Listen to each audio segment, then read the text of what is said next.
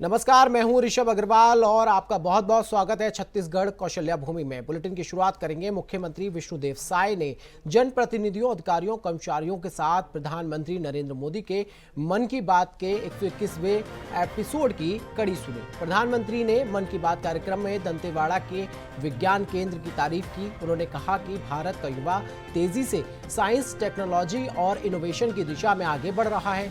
वो इलाके जो कभी पिछड़ेपन और हिंसा के लिए पहचाने जाते थे, अब नवाचार के केंद्र बन रहे हैं। पीएम मोदी ने आगे कहा कि जहां कभी हिंसा और अशांति का साया था, वहां आज बच्चे विज्ञान और तकनीक के क्षेत्र में नए नए प्रयोग कर रहे हैं। दंतेवाड़ा का विज्ञान केंद्र आज पूरे देश का ध्यान आकर्षित कर रहा है। तो पीएम मोदी के मन की बात के 121वें एपिसोड में दंतेवाड़ा का जिक्र हुआ, छत्तीसगढ़ का जिक्र हुआ। महीनों से भागे हैं, पिछले कुछ महीनों से लगातार छत्तीसगढ़ का जिक्र कर रहे हैं। आज भी जो दंतेवाड़ा में विज्ञान केंद्र हम लोग का चल रहा है, उसकी लोग तारीफ किए हैं। इसके लिए माननीय प्रधानमंत्री को पूरे छत्तीसगढ़ की जनता की तरफ से बहुत बहुत उनका धन्यवाद, उनका आभार व्यक्त करते हैं। और ये मन की बात प्रत्येक माह अंतिम रविवार को प्रधानमंत्री जी करते हैं। इसमें नई नई बात हम लोगों को देखने को, सुनने को मिलती है। नए नए लोग पूरे देश के अंदर जो नवाचार करते हैं, वो सब जानकारी होती है और उससे प्रेरणा भी मिलती है। इसका लाभ समस्त देशवासियों को।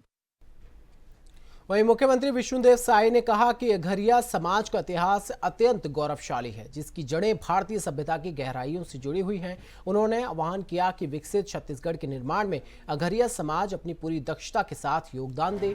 मुख्यमंत्री साय आज राजधानी रायपुर के भटा गांव में आयोजित अघरिया समाज सेवा समिति के वार्षिक स्नेह सम्मेलन में मुख्य अतिथि के तौर पर शामिल हुए और कार्यक्रम को संबोधित किया। इस अवसर पर अघरिया समाज के प्रतिनिधियों ने मुख्यमंत्री का गजमाला पहनाकर आत्मीयता से स्वागत किया।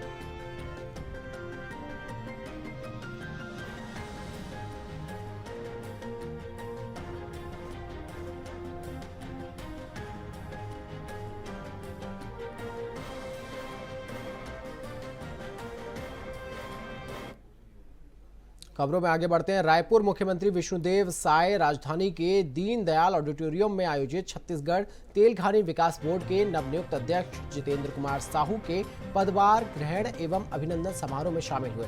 इस दौरान उन्होंने कहा कि आज का छत्तीसगढ़ की संस्कृति, विरासत और परंपरागत श्रमशीलता के सम्मान का उत्सव है, जिसने सदियों से प्रदेश की आत्मा को संजोए रखा है। उन्होंने कहा कि गर्मियों में खेती के लिए जल और ऊर्जा की अधिक आवश्यकता होती है। ऐसे में फसल चक्र को अपनाते हुए तिलहन फसलों को बढ़ावा देना अत्यंत जरूरी है। इस दिशा में साहू समाज और तेलघानी विकास बोर्ड की भूमिका महत्वपूर्ण हो सकती है।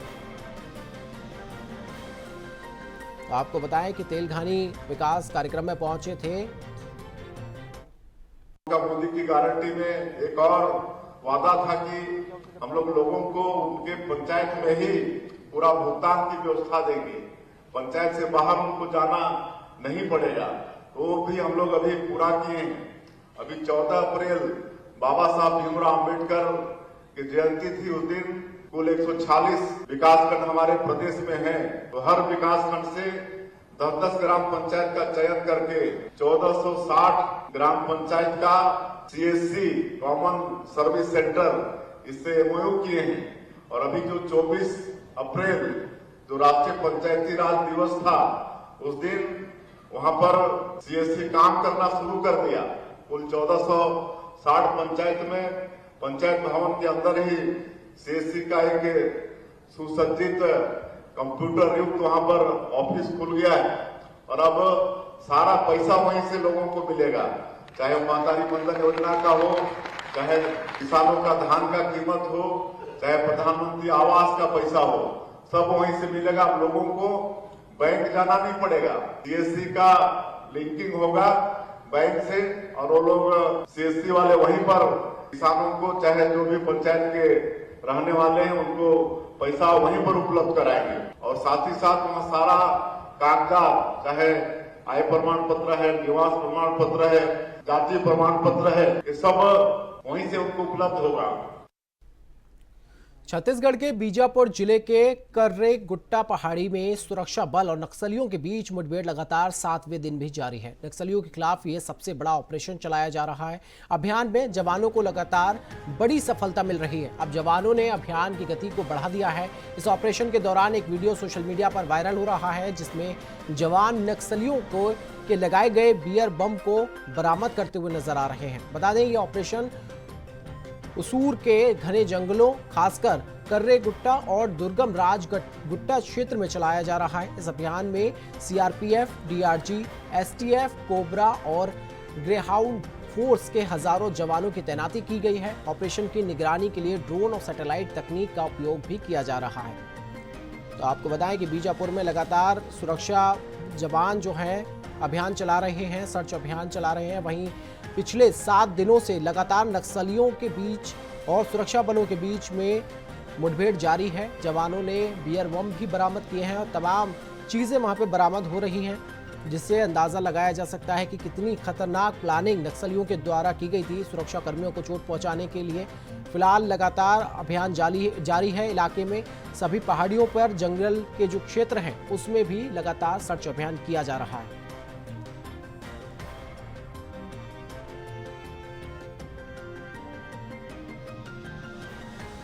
तो बीजापुर से ये खबर है, छत्तीसगढ़ के बीजापुर में लगातार 7वें दिन भी मुठभेड़ जारी है। सुरक्षा बलों और नक्सलियों के बीच में ये मुठभेड़ हो रही है, पिछले 7 दिनों से जारी है। इसी के साथ फिलहाल अभी भी यहीं से गए, आप देख सकते हैं तस्वीरें अपनी टीवी स्क्रीन पे कि किस तरह से बम को बरामद किया गया है। साला मंदिर देखने जा रहे थे।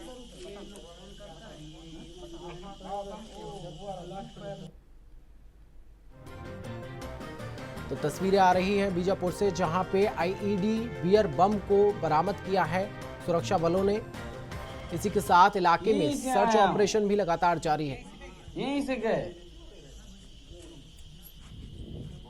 यहीं बाजू गए, साला मंदिर देखने जा रहे थे।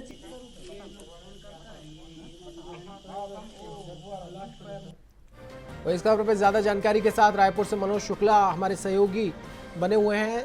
मनोज, क्या स्थिति है? अभी 7 दिन से लगातार मुठभेड़ जारी है। जी, आपको बता दूं कि जब से छत्तीसगढ़ में बीजेपी की सरकार बनी है, तब से लगातार नक्सलियों की कमर टूटते हुए देखा जा सकता है। और आपको ये भी जानकारी दे दूं कि देश के गृह मंत्री अमित शाह का सीधा संदेश था देश की जनता से कि 2026 मार्च तक जो है पूरे देश से नक्सलवाद खत्म कर दिया जाएगा। उसी के तहत छत्तीसगढ़ सरकार जो है नक्सलवादियों को लेकर लगातार कार्रवाई देखने को मिल रही है। और आपको ये भी बता दूं कि छत्तीसगढ़ में लगभग 14 से 15 महीनों की बीजेपी सरकार हुई है लगभग, तो तब से लगातार हजारों की तादाद में नक्सलियों के मार गिराने और आत्मसमर्पण की बात सामने निकल कर आई है। तो निश्चित रूप से जिस प्रकार से जवानों के हौसले बुलंद देखने को मिल रहे हैं, उसके तहत जो है जो देश के गृह मंत्री जी का बयान था जो 2026 तक नक्सलवाद देश से खत्म कर दिया जाएगा, तो उसी को देखते हुए ये पूरी कार्रवाई देखने को मिल रही है। जी ऋषभ, आपको बता दूं कि जो ये अभी मुठभेड़ चल रही है, ये छत्तीसगढ़ की सबसे बड़ी मुठभेड़ मानी जा रही। करीब 10 से 15 हजार जवान जो है छत्तीसगढ़ और तेलंगाना बॉर्डर को पूरी तरह से अपने चपेट में ले रखे हैं। और ये जानकारी निकलकर सामने आ रही है कि जो भीषण जंगलों में, आप वीडियो में साफ तौर पर देख सकते हैं कि जंगलों में कितना घना जंगल है और कितनी बड़ी पहाड़ियां हैं, उसको 10 से 15 हजार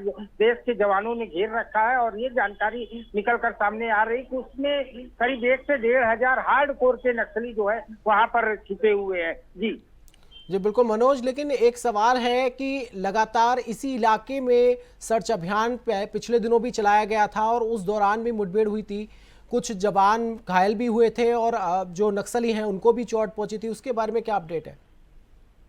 जी ऋषभ, आपको बता दूं कि छत्तीसगढ़ में जब से बीजेपी की सरकार बनी है, लगातार आप देखते होंगे, खुद सुनते होंगे टीवी समाचारों के माध्यम से और न्यूज़पेपरों के माध्यम से कि लगातार नक्सलियों के मार गिराने की खबर आए दिन देखने सुनने को मिल रही है। और आपको ये भी जानकारी दे दूं, अब जो नक्सली मारे जा रहे हैं वो बड़े नक्सली मारे जा रहे हैं। या तो कुछ नक्सली जो है सरकार के इस कदम को देख के घबराहट में आप समर्पण कर दे रहे हैं, और साथ ही साथ छत्तीसगढ़ के ये सरकार के नीतियों से प्रभावित होकर कुछ नक्सलियों द्वारा आत्मसमर्पण की लगातार ये कोशिशें देखने को मिल लेकिन रही है। तो मनोज, कहीं न कहीं सरकार को बड़ी कामयाबी मिल रही है। जी। मनोज, एक सवाल और है कि जब लगातार समर्पण करने के लिए सरकार जो है जागरूकता अभियान भी चलाती है, बहुत सारी चीजें की जा रही हैं, बावजूद उसके नक्सली लगातार उसी दिशा में काम कर रहे हैं समर्पण करने की बजाय, तो क्या जागरूकता अभियान को सरकार तेज करे, ये जरूरी है?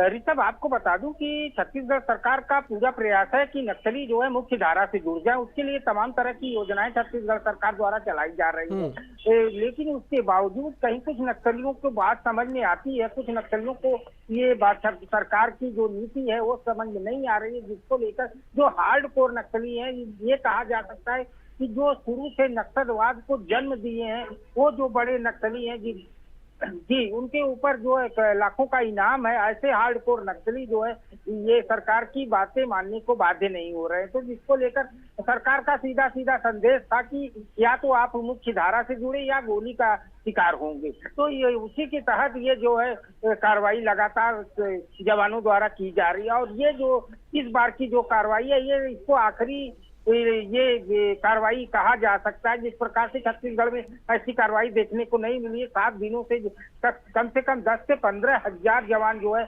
पूरे पहाड़ी एरिया को घेर रखे हैं, और ये जानकारी मिल रही है कि उस जो पहाड़ी एरिया में कम से कम 1 से 1.5 हजार हार्डकोर के नक्सली वहां पर छिपे हुए हैं। अब देखने वाली बात ये होगी कि अब सामने जो क्या होता है कि नक्सलियों से मुठभेड़ हो पाती है या नहीं हो पाती है, अब ये आने वाला वक्त बताएगा। लेकिन कहीं न कहीं जो है छत्तीसगढ़ में नक्सलियों की कमर टूटते हुए देखी जा सकती है। जी बिल्कुल मनोज, तमाम जानकारियों के लिए धन्यवाद। हमारे साथ बने रहिए, आगे भी खबरों पर आपसे अपडेट लेते रहेंगे। खबरों में आगे बढ़ते हैं। रायपुर पुलिस ने दिल्ली के द्वारका में ऑनलाइन सट्टेबाजी के खिलाफ बड़ी कार्रवाई करते हुए का बुक पैनल क्रमांक 108 और 10 पर रेड की है। इस कार्रवाई में 6 सटोरियों को गिरफ्तार किया गया है, जिनमें एक अंतर्राज्यीय आरोपी भी शामिल है। रेड के दौरान लगभग 6 लाख रुपए का सामान जब्त किया है। Raipur anti crime and cyber unit ACCU और थाना खमाडी की संयुक्त टीम ने ये कार्रवाई की है। आपको बताएं कि रेड में KA बुक पैनल के पर्सनल संचालक राकेश मदनानी उर्फ डाकी को भी गिरफ्तार किया गया है। तो सट्टेबाजी के खिलाफ ये बड़ा कदम उठाया है, बड़ी कार्रवाई की गई है। आपको बताएं कि 22 बैंक की पासबुक और 7 चेकबुक बरामद हुई हैं। रायपुर का बुकी पैनल चल रहा था, जो सट्टा चला रहा था। इसके तहत में KA पैनल के रूप में पैनल नंबर 10 और पैनल नंबर 108 वो पैनल को दिल्ली के द्वारिका से 6 आरोपियों के साथ में गिरफ्तार करने में सफलता प्राप्त हुई है, जिसमें एक अगला हमारे साथ हमारे सहयोगी लगातार बने हुए हैं। मनोज, एक बड़ी कार्रवाई हुई है सट्टेबाजी के खिलाफ, क्या है खबर पूरी, जरा बताइए विस्तार से।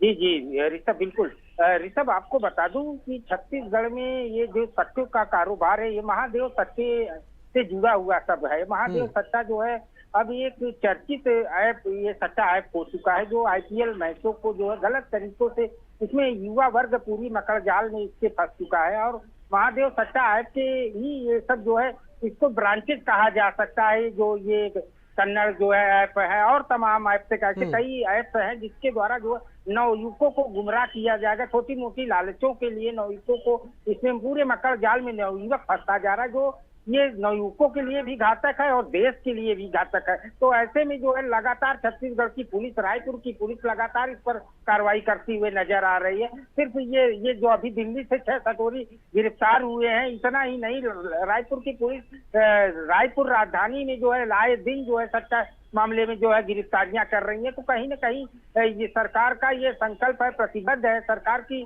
सट्टा ऐप को जो है छत्तीसगढ़ से खत्म किया गया। छत्तीसगढ़ से ही बात न करके महादेव सट्टा ऐप की बात करें तो पूरे देश में संचालित है। जब IPL मैच होते हैं तो उसके दौरान जो है इसमें जो है छोटी मोटी रकम लगा के थोड़ा सा लाभ के लिए नवयुवक इसमें बुरी तरह से फंसते जा रहे हैं। इसी सबको देखते हुए सरकार की लगातार और बड़ी कार्रवाई लगातार आए दिन देखने को मिल रही है। इसी के तहत जो है रायपुर की पुलिस को बड़ी कामयाबी हासिल हुई है, जो दिल्ली से 6 सटोरियों को गिरफ्तार किया है। उनसे जो है लाखों रुपए का सामान भी जब्ती हुआ है। सब मिला के ये कहा जा सकता है कि करोड़ों के लगभग का जो है उनसे वसूली जो है पुलिस द्वारा की गई है। जी बिल्कुल मनोज, एक सवाल और है कि लगातार जिस तरह से कार्रवाई की गई है और जो पकड़े गए हैं आरोपी, उनमें एक अंतर्राज्यीय आरोपी भी बताया जा रहा है। क्या किस तरह का आरोपी है वो, उसका क्या बैकग्राउंड रहा है? देखिए ऋषभ, इसको आपको हम पूरी तरह से समझा देते हैं कि जो ये महादेव सट्टा है तो इसका संचालन जो है ये दुबई से किया जाता है और जो दुबई से इसके संचालनकर्ता का नाम सामने आता है वो सौरभ चंद्राकर की बात कर ले तो वो भिलाई का निवासी है, जो छत्तीसगढ़ की भिलाई का निवासी है। तो इसलिए छत्तीसगढ़ में सट्टा ऐप का मामला ज्यादा देखने को मिलता है। तो कहीं न कहीं ये इंटरनेशनल मामले हो गए हैं। इससे सिर्फ छत्तीसगढ़ की बात न करें, पूरे देश में सट्टा संचालित होता है। जब कोई भी मैच होता है तो उसमें सट्टा गांव खेलते हैं लोग, और इसमें जो है युवाओं के साथ जो छोटे मोटे व्यापारी वर्ग है वो भी इसमें जो है इस मकड़ जाल में फंसे हुए हैं। तो इन सब को देखते हुए सरकार ये सब बड़ी कार्रवाइयां करती है। ये बिल्कुल मनोज, सरकार बड़ी कार्रवाइयां कर रही है और इसी कड़ी में ये बड़ी कामयाबी पुलिस को मिली है। सट्टा ऐप के खिलाफ जो सटोरी हैं उनके खिलाफ लगातार कार्रवाई की जा रही है। और आपको बताएं कि 1 करोड़ का सामान जब्त हुआ है, 17 फोन बरामद हुए हैं। तमाम रायपुर का बुकी पैनल चला रहा था ये सट्टा ऐप, जहां से ये लगातार बनी हुई है। मनोज, तमाम जानकारियों के लिए बहुत बहुत धन्यवाद। खबरों में आगे बढ़ते हैं। पहलगाम आतंकी हमले के बाद पाकिस्तान को मुंहतोड़ जवाब देने की मांग देश भर से उठ रही है। इसी बीच कांग्रेस के पूर्व विधायक यूडी मिंज ने सोशल मीडिया पर एक ऐसा पोस्ट किया जिससे वो विवादों में घिर गए। मिंज ने पाकिस्तान के खिलाफ निर्णायक युद्ध की संभावना को लेकर एक विवादित बयान दिया है, जिसमें उन्होंने कहा कि यदि भारत युद्ध करता है तो भारत की हार सुनिश्चित है। यूडी मिंज का ये विवादित पोस्ट तूल पकड़ता जा रहा है, जिस पर लोग पलटवार कर रहे हैं। कांग्रेस नेता यूडी मिंज के इस बयान पर डिप्टी सीएम अरुण साव ने कांग्रेस पर निशाना साधते हुए कहा कि कांग्रेस के पूर्व विधायक ने देशद्रोह का काम किया है, उन्हें देश से माफी मांगनी चाहिए। तो आपको बताएं कि पूर्व विधायक का ये पोस्ट सोशल मीडिया पर वायरल हो रहा है। ताओं के जुबान से उनकी दिल की बात निकल ही आती है। देश के प्रति, देश के संविधान के प्रति, देश के नागरिकों के प्रति इनके मन में क्या है ये बार बार निकल के आता है। एक पूर्व विधायक का इस प्रकार से बयान कांग्रेस नेताओं को इसके लिए देश से माफी मांगनी चाहिए और यूडी मिंज के खिलाफ कठोर से कठोर कार्यवाही उनकी पार्टी को करना चाहिए। ये बहुत दुर्भाग्यजनक है कि एक पूर्व विधायक इस प्रकार की भाषा का इस्तेमाल कर रहे हैं। तो यूडी मिंज का ये पोस्ट सोशल मीडिया पर वायरल हो रहा है, जिसके ऊपर अब राजनीति प्रदेश की गर्मा गई है। डिप्टी सीएम ने भी इस पर बयान दिया है और मिंज के पोस्ट से पे जो है आपत्ति जताई है। आपको बताएं कि पूर्व विधायक यूडी मिंज ने विवादित बयान दिया है। उन्होंने भारत और पाकिस्तान के युद्ध में भारत की हार को लेकर बात कही है। फेसबुक पर यह पोस्ट किया गया है, जिसके बाद राजनीति गर्मा गई है। पूर्व विधायक हैं यूडी मिंज, जिनका ये विवादित बयान सोशल मीडिया पर वायरल हो रहा है।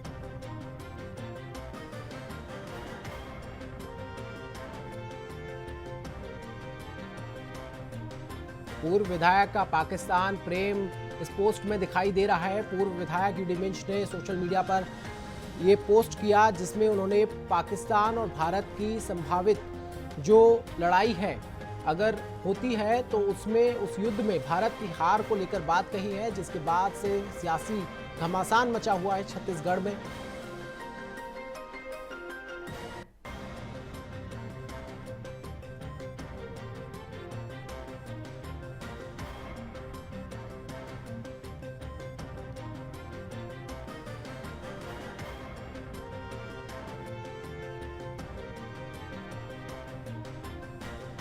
तो पूर्व विधायक यूडी, आपको बताएं कि पूर्व विधायक का ये पोस्ट वायरल हो रहा है, जिसमें उन्होंने विवादित बयान दिया है, जिसके बाद से छत्तीसगढ़ की राजनीति थोड़ी गर्मा गई है। न्यायधानी बिलासपुर में खाकी को शर्मसार करने का मामला सामने आया है। यहां पिछले 4 महीने से अपनी लापता नाबालिग बेटी का पता लगाने एक मां थाने के चक्कर लगा रही है। पीड़ित मां की मदद करने की बजाय थाने में पदस्थ एएसआई ने बेटी को खोजकर लाने के नाम पर 20,000 रुपए मांग लिए। पीड़ित महिला का पैसा देने का वीडियो सामने आया है, जिसके बाद एसएसपी रजनेश सिंह ने एएसआई को तत्काल प्रभाव से सस्पेंड कर दिया है। कहा जाता है पुलिस रक्षक होती है, लेकिन अब पुलिस का एक भक्षक वाला वीडियो ये सोशल मीडिया पे वायरल हो रहा है, जिसमें एक मां की बेटी खो गई थी। मां ने बेटी की खोज के लिए पुलिस से गुहार लगाई, जिसके बाद 20,000 रुपए की रिश्वत ली गई, जिसका एक वीडियो भी सोशल मीडिया पर वायरल हो रहा है। एसएसपी ने एएसआई को सस्पेंड कर दिया है। बलौदा बाजार की बात करते हैं। यहां का भूजल स्तर गर्मी के समय 500 फीट के नीचे चला गया है। कलेक्टर दीपक सोनी ने आगामी 30 जून तक जलाभाव ग्रस्त क्षेत्र घोषित कर दिया है। इस अवधि में कोई भी व्यक्ति कहीं भी नया बोर खनन बिना कलेक्टर की अनुमति के नहीं किया जाएगा, प्रतिबंधित किया गया है। ऐसे में बोर खनन से जल संरक्षण प्रभावित होता है, आसपास के बोर सूख जाते हैं। बता दें, प्रशासन की चेतावनी के बाद लोग अंधेरे का फायदा उठाकर रात में बोर बिना अनुमति के कर रहे थे। आज जिला प्रशासन की टीम पलारी तहसील के गांव दतरेंगी में रात में अंधेरे में अवैध बोर खनन कर रहे एक वाहन को जब्त किया और इसी के साथ उसे गितपुरी थाने के सुपुर्द भी किया गया है।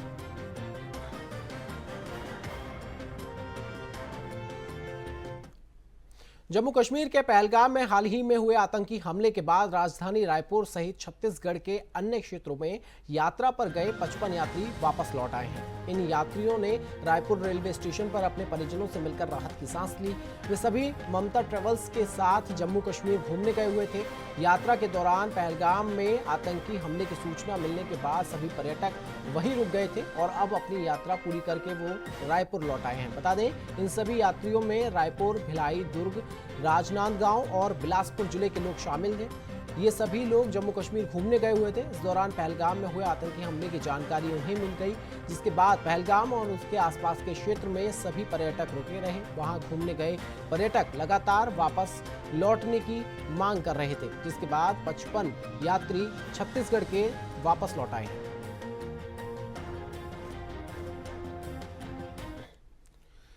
जिले की तेज तर्रार महिला एसपी भावना गुप्ता आज सिटी कोतवाली थाने पहुंचकर वहां के स्टाफ पुलिस को ये सख्त निर्देश दिया कि थाने में आए फरियादियों से अच्छी तरह पेश आया जाए और उनकी शिकायत पर गंभीरता पूर्वक विवेचना की जाए। अपराधी चाहे कितना भी बड़ा क्यों ना हो, उसके ऊपर सख्त से सख्त कार्रवाई करें। फरियादी के आवेदन पर तुरंत कार्रवाई पर जोर दिया जाए। एसपी भावना गुप्ता ने कैंपस, मालखाना, विवेचना कक्ष, CCTNS कक्ष, सस्पेक्टेड रजिस्टर, फरारी रजिस्टर, मुसाफिर रजिस्टर के साथ ही तमाम चीजों का निरीक्षण किया और TI से अपराधी, गुंडा और निगरानी शुदा जो बदमाश हैं उनके बारे में जानकारी ली। इसी के साथ फिलहाल इस बुलेटिन में इतना ही। छत्तीसगढ़ की तमाम बड़ी खबरों के लिए देखते रहिए इंडिया वॉइस। नमस्कार।